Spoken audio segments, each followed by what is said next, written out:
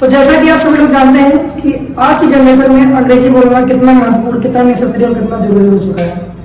अगर आज के जमाने में अगर हम अंग्रेजी कहीं जा रहे नहीं बोल पा रहे तो ये सोचते हैं, अगर हमारे सामने कोई आ जाता है अंग्रेजी बोलने वाला, हम ये सोचते हैं कि यार ये भाषा कौन सी, हम बोल भी नहीं पा रहे। और सभी को लगता है कि अंग्रेजी बोलना बहुत ही कठिन है, हम अभी बोल नहीं पाएंगे। अगर आप भी ऐसा सोचते हैं, ये वीडियो सिर्फ आपके लिए है। आप ये वीडियो देख के जाइए, आपको जीरो से हीरो बना देने वाला ये स्पीकिंग क्लास। अगर ये सिर्फ हमारी पहली क्लास है, इसमें कम से कम 10, 20, 30 क्लासेस होंगी। ये सिर्फ हमारा एक स्टार्टिंग इंट्रो जिसको हम बोल सकते हैं। किसी भी क्लास को स्टार्ट करना ये हमारा इंट्रो है।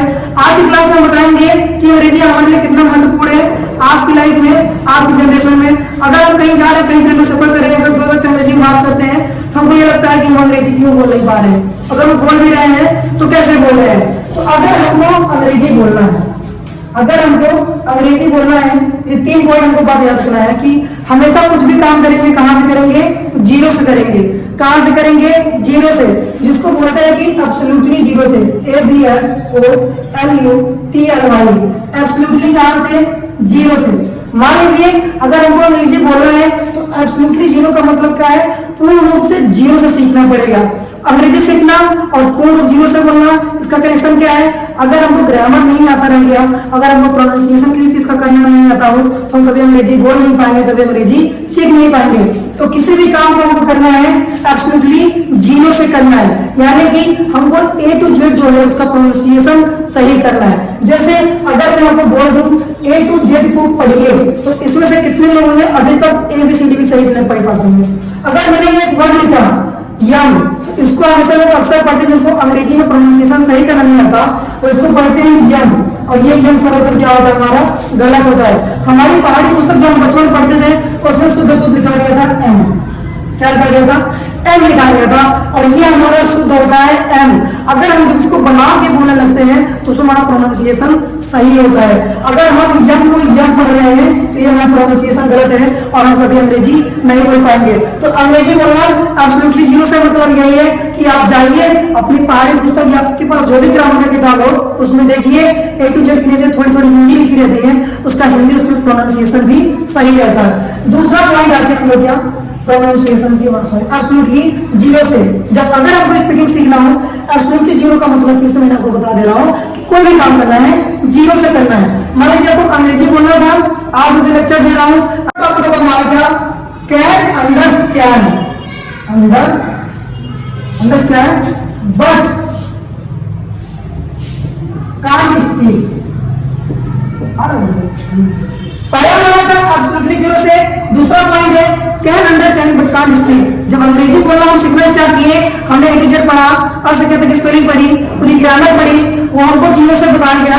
अब इसमें आया क्या कि हम अब समझ तो रहे हैं, जो भी ग्रामर पढ़ रहे हैं, हम ABCD का प्रोनाउंसिएशन सही कर रहे हैं, वो हमको समझ में आ रहा है।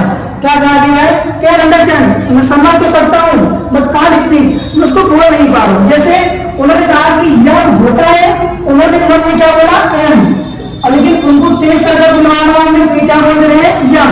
यानी कि अगर एम को वो मन में बोल रहे हैं तो एम बोल रहे हैं, अगर लोगों के सामने बोल रहा हो तो ये यम बोल रहे हैं। उससे मैटर यही आता है कि आपको एजुकेशन हो रही है, आपको प्रॉब्लम हो रही है, आप समझ तो जा रहे हैं कि इसको क्या बोलते हैं, एम बोलते हैं, लेकिन आप उसको बोल क्या रहे हैं, यम बोलते हैं। उसके बाद आता बता नहीं आप बोल नहीं पा रहे। इसी के लिए मेरा क्या है, ये तीसरा पॉइंट है कैन अंडरस्टैंड, कैन स्पीक। तीसरा पॉइंट है can speak but not choose what to speak, not choose what to speak. हमारा तीसरा पॉइंट है क्या, पहला पॉइंट था जीरो से बोलेंगे, दूसरा पॉइंट है अब समझना आ गया कि बोलना नहीं आ रहा है। अब तीसरा पॉइंट हमारा है कैन स्पीक, हम बोल भी सकते हैं, समझ भी सकते हैं but not choose what to speak, लेकिन हम बोले क्या। सपोज दैट आपकी ऐसी क्लास जो कि मैंने बताया, अब कल नेक्स्ट क्लास में आप आए, मैंने कहा कि अंग्रेजी के ऊपर 3 लाइन मुझे दिखाइए। आपने कहा सर मैं तो सिर्फ बोलना जानता था, समझना जानता था, लेकिन किस टॉपिक में बोलना है ये नहीं जानता था। हमारा फंडा सीधा से सीधा यही निकल के रहता है, अगर किसी भी चीज को हमको बोलना है, सीखना है, पढ़ना है, करना है तो जीरो से करना, समझना, फिर उसको बोलना सीखना, अब किससे बोलना है वो करना पड़ेगा हमको। तो ये 3 पॉइंट अगर आप याद रखते हैं then you can speak speak a better English. आप एक अच्छी अंग्रेजी बोल सकते हैं, समझ सकते हैं, पढ़ा सकते हैं और पढ़ सकते हैं। ये चीज याद रखना, ये सिर्फ स्पीकिंग के लिए नहीं, हर किसी काम के लिए। अगर कोई भी काम करिए जीरो से करिए। कहां से करिए? जीरो से। अगर आपको 5 किलोमीटर दौड़ना है उठ के और आपने जीवन में कभी नहीं दौड़ा तो हो सकता है पहले दिन डिमांड हो जाए। So you will practice again to again, then you can find out 5 kilometre in running. आप रनिंग में क्या है 5 किलोमीटर दौड़ सकते हैं।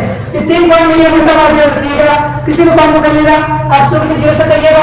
अगर वो बात समझ आने लगी, आप बोल नहीं पा रहे हैं, अगर आप बोलने लगे तो किस पे बोल रहे हैं वो याद रखना है।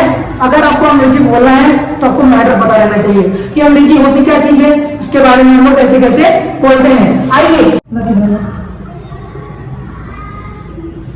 Nothing will change. किससे? लिमिटलेस। देखिए दूसरा जो हमारा पॉइंट है, अगर हमको अंग्रेजी सीखना है तो क्या करना पड़ेगा? Nothing will change, limitless. इसका मतलब क्या होता है? उदासी से। क्या होता है? उदासी से। मेरी राइटिंग थोड़ी गड़बड़ हो सकती है, अगर आपको मेरी लैंग्वेज समझ में आ रही है तो प्लीज आप लैंग्वेज को कैप्चर करिएगा। इन ग्रेजुएशन एरिया तो अभी मेरी राइटिंग थोड़ी बहुत गड़बड़ हो सकती है क्योंकि मैं अभी ग्रेजुएशन कर रहा हूँ और प्रैक्टिस करता हूँ। और मुझे ये चीज पता है, I will practice and I will do better here. करत करत अभ्यास से जड़ मत हो सुधार और असली आवत जाते हैं स्किल पे परत निशान। ये आप सभी लोग जानते हैं कि जो भी इंसान अपने काम को बार बार मन से अच्छे से करता है वो दिन बेटर तरीके से कर जाता है। और मैं एक टाइम था इससे भी घटिया और लिखता था, आज थोड़े बेटर राइटिंग लिख रहा हूँ और ये बेटर नहीं है मेरे लिए, इसको और बेटर बनाना है। तो आता है point, nothing will change in your life का मतलब क्या है? लिमिटलेस। जब तक आप कुछ अपने जीवन में एक्स्ट्रा काम नहीं करेंगे आप उस काम को पूरा कभी नहीं कर पाएंगे। मैंने फिर से कह रहा हूँ, अगर आपको 5 किलोमीटर दौड़ना है उनके सुबह 5 बजे और आप सुबह 8 बजे उठ गए लेकिन कार प्रोसेस ऑफ 8 किलोमीटर, आप कभी 8 किलोमीटर या 5 किलोमीटर दौड़ नहीं सकते। अगर आपने ठाना है आपको 5 किलोमीटर दौड़ना है तो 3 बजे दौड़ना है तो आप उठिए। वैसे ही नथिंग विल चेंज। अगर आपको अंग्रेजी बोलना है, आप सोच रहे हैं मैं लेटर लेटर अंग्रेजी बोलना सीख जाऊंगा, तो कभी जीवन में पॉसिबल नहीं है और ये किसी काम के लिए पॉसिबल नहीं है। अगर आप लेटर लेटर चाहोगे तो कंप्लीट नहीं हो सकता। Side of fear, leave aside your fear, nothing will change। कुछ भी बदलाव नहीं होगा जब तक आप अपने डर को बदल नहीं रखेंगे। आपसे अगर मैं बोल दूं आइए फटाक से अंग्रेजी में कुछ बोल दिखाइए और आप वहां उठने से पहले डर रहे हैं कि अरे यार तो मुझसे नहीं होगा, वहां पे जाऊंगा मेरा हाथ पर कांपने लगा। जैसे मैं आपको बोला आइए कुछ शब्द अंग्रेजी बोल के जाइए, आप कांपने लगे, आपके अंदर थेरेपी होने लगी, अब क्या ही होगा? तो उसी काम को करना है, leave a side of fear. आप जस्ट रिलैक्स फील करिए। अगर किसी ने आपसे कहा 2 बार अंग्रेजी बोल दिखाइए, बोल दीजिए।